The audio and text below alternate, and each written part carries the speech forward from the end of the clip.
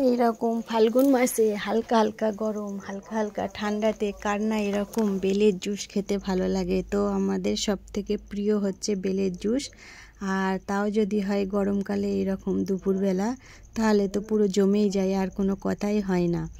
তো hello friends, আসসালামু আলাইকুম। সবাই কেমন আছেন? আশা করি সবাই আল্লাহর রহমতে ভালো আছেন, সুস্থ আছেন।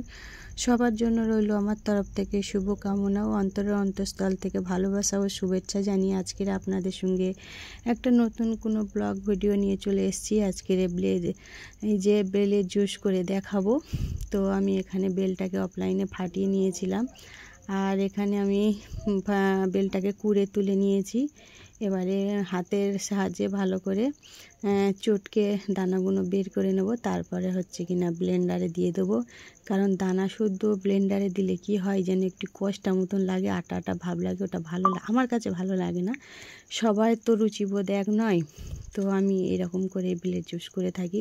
তো হাতের সাহায্যে এটা ভালো করে আমি চটকে নেব। চটকে আমি ওই যে বেলের দানাগুলো, তারপরে যে ছিপড়েগুলো হয় সেগুলোকে তুলে ফেলে নিয়ে তারপরে আমি হচ্ছে ব্লেন্ডারে চিনি দেবো।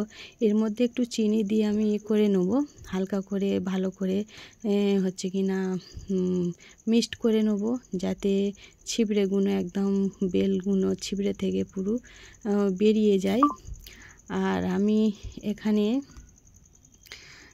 পরিমাণ মতন পানি নিয়েছি। বেশি পাতলা হয়ে গেলে জুসটা খেতে ভালো লাগবে না। যে কোনো জুস একটু গাঢ় গাঢ় হলে খেতে অনেকটা ভালো লাগে। তো আমার এই জুস করার পদ্ধতিটা দেখে আপনাদের কাছে কেমন লাগে সেটা আমাকে অবশ্যই কমেন্টে জানাতে ভুলবেন না। আর আপনারা কে কীরকমভাবে বেলের জুস করেন আমাকে একটু জানাবেন প্লিজ। তো আমি হয়তো সবার মতন এত সুন্দর করে করতে পারি না, তাহলেও যেরকম করেই করি আপনাদের সঙ্গে একটু শেয়ার করে থাকি। আমার এখানে হচ্ছে কিনা চটকানাটা হয়ে গেছে। এবার আমি ছিপড়েগুলোকে টিপে টিপে নিগড়ে নিয়ে ফেলে দেবো, তারপরে হচ্ছে ব্লেন্ডারে দিয়ে দেবো। তো আমার যেসব আপারা ভাইয়ারা আমার ভিডিওতে রেগুলার দেখেন তাদেরকে অসংখ্য অসংখ্য ধন্যবাদ। আমার যেসব বন্ধুরা নতুন আমার ভিডিও দেখছেন, আমার চ্যানেলে ঢুকে গিয়েছেন, তাদের কাছে আমার একটাই রিকোয়েস্ট, আমাকে বন্ধু করে আমার পাশে থাকতে পারেন। আমি নিত্য নতুনের হচ্ছে কিনা প্রতিদিনই একটা করে ভিডিও আপলোড করে থাকি।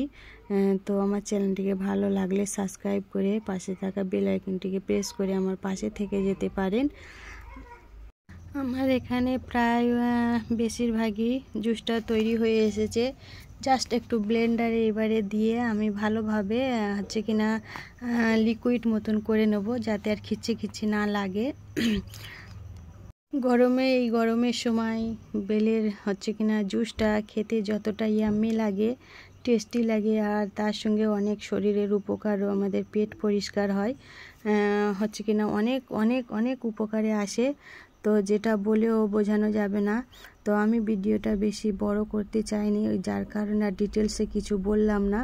তো আমি ছোট আকারেই ভিডিওটা করেছি। তো এখানে আমি চিনি দিয়ে একটু আবার চটকে নিচ্ছি। তো বন্ধুরা, আমার ভিডিওতে যেই হিসাবে কমেন্ট পড়ে সেই হিসাবে কিন্তু লাইক পড়ে না। আমার সব বন্ধুদের কাছে আমার একটাই রিকোয়েস্ট, ভিডিওটা দেখার সঙ্গে সঙ্গে প্রথমে একটা লাইক করে দেবেন, তারপরে ভিডিওটা ফুল ওয়াচ করবেন, কেউ স্কিপ করে করে দেখবেন না। আপনাদের কাছে আমার এই রিকোয়েস্টটা রইল। আর আমার চ্যানেলের ভিডিওগুলো যদি ভালো লেগে থাকে তো আপনারা আমার পাশে থাকবেন, আমাকে উৎসাহিত করবেন, আমার ভিডিও দেখে একটা সুন্দরভাবে আপনাদের মূল্যবান মন্তব্য রাখবেন, যাতে আপনাদের কমেন্টগুলো পড়তে আমার অনেক ভালো লাগে। এই যে আমি এবার ব্লেন্ডারে দিয়ে একটুখানি জাস্ট 2-4 বার ঘুরিয়ে নেবো, যাতে একদম পুরো লিকুইড হয়ে যায়। জুসটা খেতে গেলে যেন গালে না বাঁধে। তো এখানে আমার দেখতেই পাচ্ছেন আমি কত ঘনত্বটা রেখেছি, কারণ জুসটা পাতলা হয়ে গেলে অতটা খেতে ভালো লাগে না। তো আমার ভিডিওটা আজকের এই পর্যন্তই। সবাই ভালো থাকবেন, সুস্থ থাকবেন, সবার জন্য দোয়া রইল। আর আপনারাও আমার জন্য দোয়া করবেন, যাতে আমি এইভাবে আমার লক্ষ্যেই পৌঁছাতে পারি। সবাইকে অসংখ্য ধন্যবাদ। আসসালামু আলাইকুম।